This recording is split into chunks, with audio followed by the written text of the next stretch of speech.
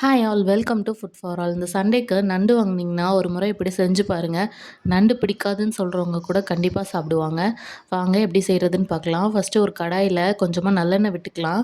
எண்ணெய் நல்லா சூடானதும் அதில் ஒரு ஸ்பூன் கடுகு, ஒரு அரை ஸ்பூன் போல் சோம்பு போட்டு தாளிச்சிக்கலாம். இது கூடவே ஒரு 2 பெரிய வெங்காயத்தை நல்லா தின்னாக ஸ்லைஸ் பண்ணி அதையும் ஆட் பண்ணிக்கலாம். வெங்காயம் நல்லா டிரான்ஸ்பரண்ட்டாக ஆனால் போதும், ரொம்ப வதங்கணும்னு அவசியம் இல்லை. வெங்காயம் நல்லா டிரான்ஸ்பரண்ட் ஆகிற வரைக்கும் வதக்கிட்டு நம்ம இதில் வந்துட்டு தக்காளி சேர்க்க போகிறோம். நண்டு எப்போதுமே வாங்கினோன்னே செஞ்சிடணும். ஃப்ரிட்ஜில் வச்சுட்டு செஞ்சால் நண்டோட டேஸ்ட்டே போயிடும்.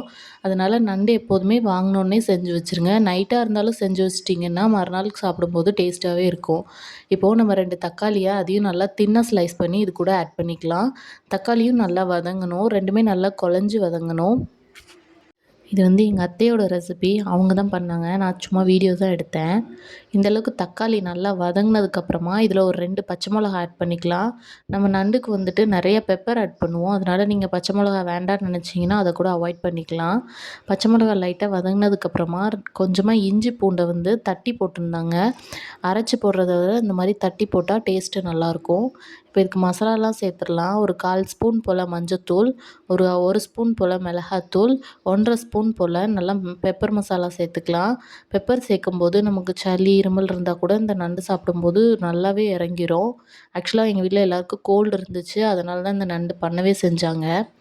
இப்போ நல்லா மசாலாலாம் வதங்கினதுக்கப்புறமா நம்ம க்ளீன் பண்ணி வச்சுருக்க நண்டையும் சேர்த்துடலாம். நாங்கள் இன்றைக்கி 1/2 kg நண்டு எடுத்திருக்கோம். நண்டு நல்லா ஃப்ளெஷ்ஷியாக ரொம்ப சூப்பராக இருந்துச்சு. டேஸ்ட்டுமே ரொம்ப சூப்பராக இருந்துச்சு. நல்லா நண்டில் மசாலா படுற மாதிரி எல்லா இடத்துலையுமே மிக்ஸ் பண்ணி விட்டுட்டு இப்போ இதை ஒரு 5 நிமிஷம் அப்படியே விட்டுறலாம். இதுக்கு வந்து ஒரு 1/4 டம்ளர் போல் தண்ணி விட்டால் போதும். ஏன்னா நண்டுலேருந்து ஆல்ரெடி கொஞ்சம் தண்ணி விடும். நீங்கள் குழம்பு மாதிரி வைக்கிறதா இருந்தால் 1 டம்ளர் கிட்ட விட்டுக்கோங்க. நாங்கள் இன்றைக்கி செமி கிரேவியாக தான் வச்சோம். அதனால் 1/4 டம்ளர் போல் தண்ணி விட்டுக்கிறோம். இப்போ நல்லா மிக்ஸ் பண்ணிவிட்டு உப்பெல்லாம் செக் பண்ணிவிட்டு மூடி போட்டு ஒரு 10 நிமிஷத்துக்கு வேக விட்டுறலாம். இப்போ இதுக்கு ஒரு மசாலா ரெடி பண்ணணும். அதுக்கு நாங்கள் வந்து இன்றைக்கி ஒரு அரை முறி தேங்காயில் கொஞ்சமாக 1 ஸ்பூன் சீரகம் போட்டு அதையும் அரைச்சி எடுத்துகிட்டு வந்திருக்காங்க. அதையும் சேர்த்துட்டு நல்லா மிக்ஸ் பண்ணிவிட்டு மசாலா சேர்த்ததுக்கப்புறமா ஒரு 5 நிமிஷம் கொதிக்க விட்டால் போதும்.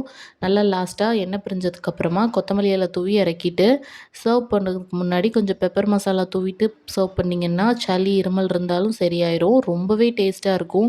இந்த ரெசிபி எப்படி இருக்குதுன்னு செஞ்சு பார்த்துட்டு மறக்காமல் கமெண்ட்ஸில் சொல்லுங்கள். நம்ம சேனலை மறக்காமல் சப்ஸ்கிரைப் பண்ணிக்கோங்க. யாருக்கெல்லாம் நண்டு பிடிக்கும்னு மறக்காமல் கமெண்ட்ஸில் சொல்லிடுங்க. பாய்.